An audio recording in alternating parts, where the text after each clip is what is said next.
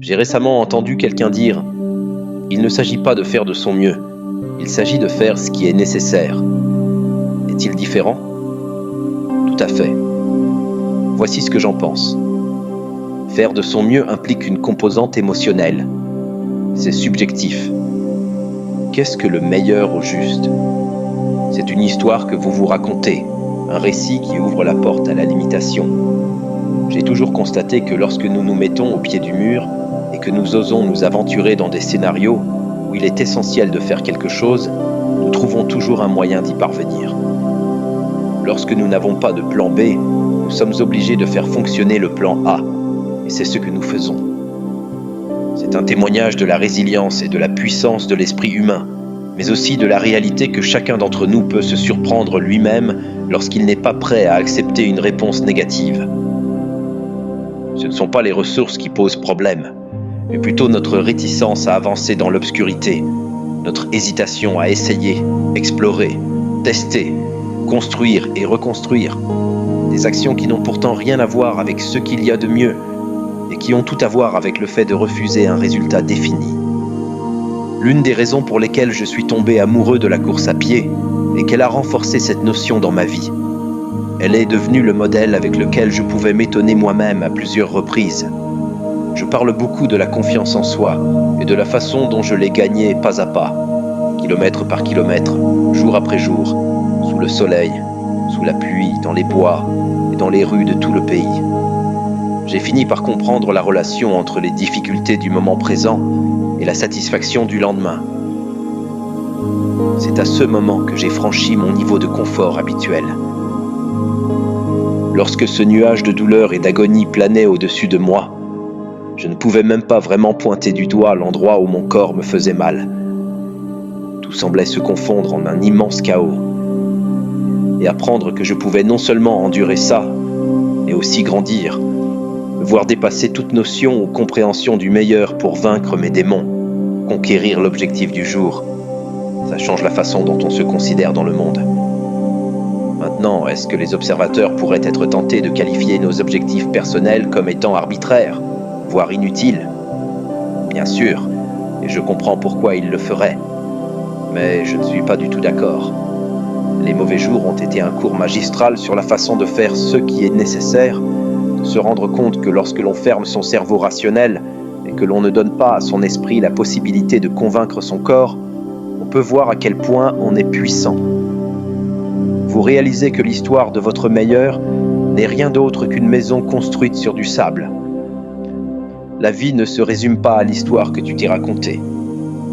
Il ne s'agit pas de tes records personnels et de tes performances maximales, de ce que tu penses pouvoir faire, de la distance que tu penses pouvoir atteindre. Il s'agit de ne pas s'arrêter dans les moments où c'est difficile, de faire ce qui est nécessaire, une décision qui s'amplifie au fil du temps pour créer ce qui était auparavant impossible. L'une de mes citations préférées est celle de l'amiral William McRaven. Il est plutôt drôle qu'il dise « Si vous voulez changer le monde, vous devez donner le meilleur de vous-même dans vos moments les plus sombres. » Quelle belle idée pour s'élever lorsque la vie présente des périodes de turbulence. Bien sûr, c'est peut-être une question de réflexion, pas dans le sens traditionnel, pas comme une mesure personnelle, mais comme une volonté de faire ce qui doit être fait. Il s'agit de ne plus être sous les projecteurs et de les braquer directement sur le chemin à parcourir, sur la tâche à... Lorsque vous choisissez de faire du chemin sans vous soucier de ce que vous pouvez ou ne pouvez pas faire, mais plutôt de ce qui doit être fait, un verbe, comme l'a si élégamment dit Paulo Coelho, conspire pour que cela se produise. Je repense à mon parcours. Il y a de nombreuses périodes, le potentiel n'était pas suffisant. J'étais si perdu et si dépassé que la seule chose que je pouvais faire était de ne pas m'arrêter de progresser. C'était mon super pouvoir. J'ai simplement traversé la peur de l'effondrement, cette fierté tenace, cet ego blessé. Ce que j'ai appris, c'est que la vie n'est pas différente de tous les kilomètres que j'ai parcourus en courant. Ce que je ressentais, ce que j'étais capable de faire avant, ce que j'estimais être le maximum, tout cela n'était que du bruit. Tout cela n'avait aucune importance. Ce qu'il fallait, c'était que j'aille de l'avant à travers le chaos et que je trouve quelque chose de mieux. Et c'est ce que j'ai fait. Et dans votre monde, vous le pouvez aussi. Les histoires que nous nous racontons sont si puissantes et, à bien des égards, précieuses dans notre parcours de vie. Mais il y a un récit qui élimine la nécessité de tant d'autres. Vous pouvez atteindre le sommet de n'importe quelle montagne que vous cherchiez à gravir, à condition de ne pas vous arrêter, de laisser tomber les limites liées à votre excellence et de faire ce qu'il faut pour y arriver. Vous verrez à quel point ce maximum est adaptable et transformable, à quel point il s'agit d'un indicateur à retardement. Cela prendra du temps et vous êtes capable d'être patient. Il y aura des moments de chaos, mais vous êtes capable de surmonter ces tempêtes. Il y aura des obstacles qui vous laisseront dans le flou, l'incertitude et parfois l'impréparation. Mais vous êtes capable de relever la tête et d'avancer dans ce brouillard. Ce que vous savez de vous aujourd'hui n'est qu'une fraction du potentiel dont vous êtes capable. Et ce n'est pas en vous fixant un objectif et en l'appelant votre résultat personnel que vous déterminerez jusqu'où vous irez. Mais, comme l'a dit Emerson, en attelant votre chariot à une étoile et en vous tirant vers sa lumière, petit à petit. Je parlais à mon ami au téléphone ce matin. Il a fait un très long voyage, avec beaucoup de hauts et beaucoup de bas.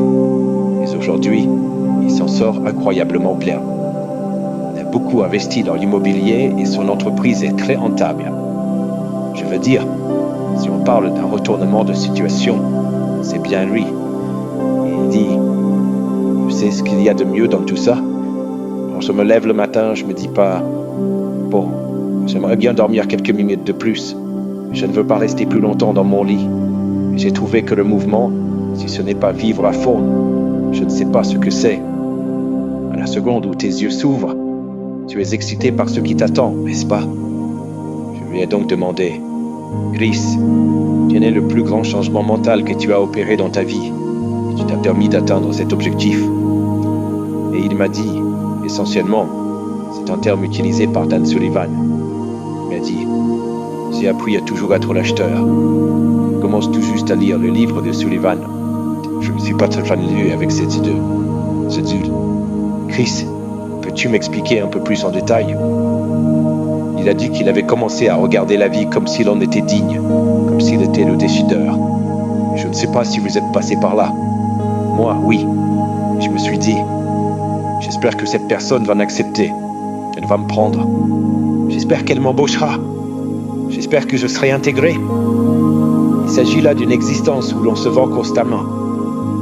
Mais lorsque vous opérez ce changement mental et que vous vous dites plutôt ajoutez à cette personne, c'est moi qui suis l'acheteur, vous renforcez votre pouvoir d'action. Un acheteur ne peut pas être ignoré. Au lieu de marcher en espérant que le monde vous accepte, il s'agit d'avoir confiance en vous et en vos capacités. Comme le disait mon professeur de 4e lorsque j'étais enfant, la pire chose à faire est de tendre les mains vers le ciel en espérant que quelque chose de valeur y tombe. La pire chose que vous puissiez faire, c'est de vous retirer le pouvoir et de le confier au destin. Parce que la vérité, c'est que vous avez une valeur à ajouter. Vous allez apporter un changement dans le monde. Vous allez laisser une belle marque sur l'humanité. Et il doit arriver un moment où vous considérez ça comme une ressource précieuse. Vous êtes en mission. Il ne s'agit pas pour les autres de vous dire oui ou non. Il s'agit de savoir si vous voulez permettre à ces personnes de vous accompagner dans votre mission. Il ne s'agit pas de vous vendre et d'acheter les éléments qui feront votre grandeur. C'est un changement subtil mais puissant. Et la réalité, c'est que les gens le respectent, n'est-ce pas? C'est ça qui est fou. Lorsque vous trouvez le courage de creuser en profondeur et de débloquer cette confiance en vous, vous obtenez plus de cette confiance de la part des autres. Et ça, c'est de l'expérience, n'est-ce pas? Je n'ai jamais été le gars le plus bruyant de la pièce. Je ne cherche pas à attirer l'attention. Il n'est plus facile d'écouter. Mais je constate que lorsque vous vivez avec conviction, le monde qui vous entoure se conforme. Le respect vous trouve. Les gens ne croiront jamais en quelqu'un qui ne croit pas en lui-même. Un de mes bons amis a participé à la réservation de podcasts et d'événements. Et une partie de ça consiste à essayer d'obtenir la participation de personnalités et autres intervenants. Il faut leur en expliquer la valeur. Et c'est ce que j'ai trouvé étonnant. Il dit qu'une lettre structurée bien pensée, expliquant les tenants et les aboutissants, à quel point l'autre serait reconnaissant, à quel point l'expérience serait bénéfique, est ignorée 99 fois sur 100. En revanche, une simple lettre du type « Salut, il se passe quelque chose de très intéressant, ça va être incroyable. Appelez-moi, nous verrons comment vous faire participer », reçoit bien plus souvent une réponse. Pourquoi ? Parce que vous ne le vendez pas, vous achetez. C'est évident. Les gens veulent être entourés de personnes qui vivent avec conviction, qui ont une valeur ajoutée. Il faut donc que ça soit clair. Vous n'avez pas été mis ici pour impressionner les autres ou être accepté par ceux qui vous entourent. Vous êtes ici pour vivre votre vie comme vous l'entendez, pour faire de la magie, pour profiter des moments qui passent avec ceux que vous aimez, en la dépensant comme vous l'entendez. N'oubliez jamais à quel point vous êtes important et précieux. N'oubliez jamais que vous avez le droit de vous réveiller et de dire « Oui, je peux sortir du lit aujourd'hui. J'ai le droit de poursuivre mon rêve et d'emmener avec moi les personnes et les choses qui méritent d'être poursuivies. Ce n'est pas de l'arrogance, c'est de la confiance. Ce n'est pas exister, c'est vivre. Dans un monde de conformité, d'acceptation, dans un monde de concession, dans un monde de « je ne veux pas, mais je dois ». Vous devez devenir l'acheteur, non seulement dans chaque échange concret, mais aussi l'acheteur d'un destin qui vous appartient. Récemment, j'ai repensé à ce que m'avait dit un ami, Tom, il y a quelques années. Il a une entreprise à Paris et me racontait comment une personne qui l'avait embauché l'avait volé. La première question qui m'est venue à l'esprit pendant qu'il racontait l'histoire était « Que s'est-il passé ensuite ?» Je lui ai posé la question. Il est resté silencieux pendant une seconde, puis a demandé avec son accent du Sud « Si un serpent te mord, vas-tu le poursuivre pour te venger ou vas-tu te faire soigner pour survivre ?» En gros,